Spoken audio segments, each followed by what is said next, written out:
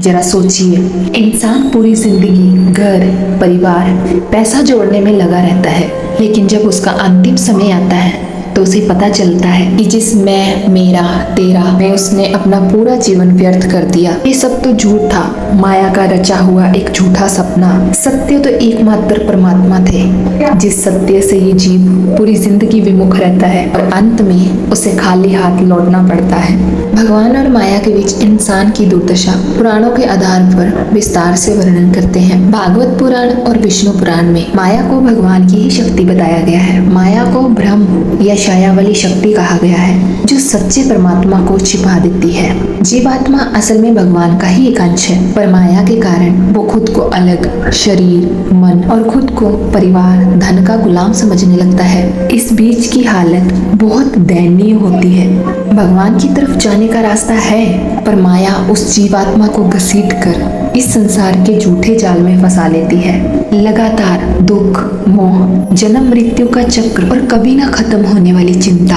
पुराणों में माया का वर्णन और इंसान की दुर्दशा श्रीमद् भागवत महापुराण में साफ कहा गया है कि भगवान की माया इतनी प्रबल है कि कोई उसे पार नहीं कर पाता। इस माया से मोहित होकर इंसान अपना असली स्वरूप भूल जाता है और शरीर को ही आत्मा मान लेता है। लोग भगवान की माया से भ्रमित होकर घर, परिवार, संसार में ही उलझ जाते हैं, जो असल में दुख का कारण है। माया मनुष्य को अपने असली हित से अनजान कर देती है और वो सुख की तलाश में इस संसार में और इस माया जाल में फंसा रहता है। विष्णु पुराण में भी विस्तार से वर्णन है कि माया के कारण इंसान जन्म, मृत्यु, बुढ़ापा, रोग और नरक के दुख सहता है। वो धन, परिवार, संपत्ति को ही स्थायी समझता है, लेकिन अंत में सब क्षण भंगुर निकलता है। इससे अहंकार, क्रोध, ईर्ष्या और लोभ बढ़ता है और इसी कारण इंसान हजारों जन्मों तक माया के बंधन में बंधा रहता है और जन्म मृत्यु के चक्र काटता रहता है। जीवात्मा की दुर्दशा के मुख्य कारण भूख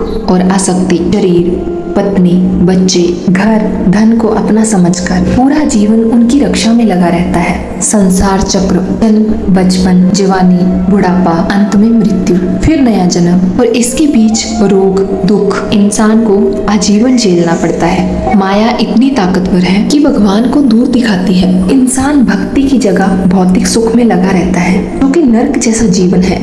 यहाँ तक कि घर परिवार में रहते हुए भी अंदर से दुखी रहता है, क्योंकि ये सब माया का खेल है। सबसे प्रसिद्ध उदाहरण नारद ऋषि की कथा देवी भागवत महापुराण में विस्तार से वर्णन है, जो ठीक भगवान और माया के बीच की दुर्दशा दिखाती है। नारद मुनि, जो स्वयं एक सिद्ध महापुरुष है, उन्होंने एक दिन भगवान विष्णु से पूछा, हे प्रभु, माया क्या है? तो भगवान ने नारद ऋषि से कहा, पहले तुम सृष्टि में भ्रमण करके आओ। नारद ऋषि ने भगवान की इस आज्ञा का पालन किया और भ्रमण के लिए निकल पड़े। जब वे सृष्टि में भ्रमण कर रहे थे तो आगे एक स्वयंवर चल रहा था और वे उस स्वयंवर में चले गए। सबने उस स्वयंवर में देव ऋषि नारद का स्वागत किया और जिस कन्या का स्वयंवर हो रहा था उस कन्या को लाया गया। जब वे कन्या देव ऋषि नारद का आशीर्वाद लेने के लिए आई और जैसे ही नारद ऋषि ने उस कन्या को देखा, वे कन्या इतनी सुंदर थी कि खुद काम विजय देवर्षि नारद भी उस पे मोहित हो गए और उनके हृदय में उस कन्या के प्रति विवाह का विचार आया। तो उन्होंने सभा में कहा कि इस कन्या का विवाह मुझसे होगा। उस कन्या का विवाह सिर्फ हरि से तय था। जब देवर्षि नारद को ये बात पता चली तो वे दौड़ते हुए भगवान के पास गए और बोले, प्रभु, मुझे हरि रूप दे दो और मेरे साथ चलो। अब हरि में बंदर का रूप भी आता है। भगवान ने उनको हरि रूप दे दिया और भगवान और देवर्षि नारद उस स्वयंवर में पहुंचे और सब देवर्षि नारद का उपहास करने लगे और साथ गए भगवान श्री हरि के साथ उस कन्या का विवाह हुआ। देवर्षि नारद को भगवान श्री हरि पर क्रोध आया और उन्होंने भगवान को ही श्राप दे डाला और तब उस कन्या ने अपना असली रूप धारण किया। वे स्वयं माता लक्ष्मी थी। तब देवर्षि नारद ने प्रणाम किया और नतमस्तक होकर क्षमा मांगी और तभी भगवान विष्णु मुस्कुराए, बोले, देखा, यही है माया, पल भर में सारा संसार रच देती है और जीव इसमें इतना उलझ जाता है कि वे भगवान को ही भूल जाता है। इस बात से हमें ये सीख मिलती है कि भगवान की माया कितनी प्रबल है। इससे बड़े बड़े सिद्ध महापुरुष भी नहीं बच सके, तो हम तो मामूली से मनुष्य हैं। पुराण कहते हैं कि माया भगवान की ही छाया शक्ति है, इसलिए भगवान की भक्ति, ज्ञान और आत्मसमर्पण से ही पार पाया जा सकता है। जैसे भागवत महापुराण कहता है, माया को पार करने का एकमात्र उपाय भगवान की शरण है। बिना भक्ति और ज्ञान के दुर्दशा बनी रहती है। जन्म मृत्यु का अनंत चक्र और दुख जीवात्मा को कभी परमात्मा से मिलने नहीं देता।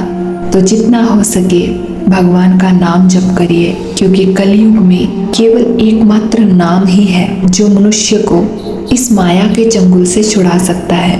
तो क्या आप भी नाम जप करते हैं? हाँ या ना कमेंट में ज़रूर बताएं। राधे राधे।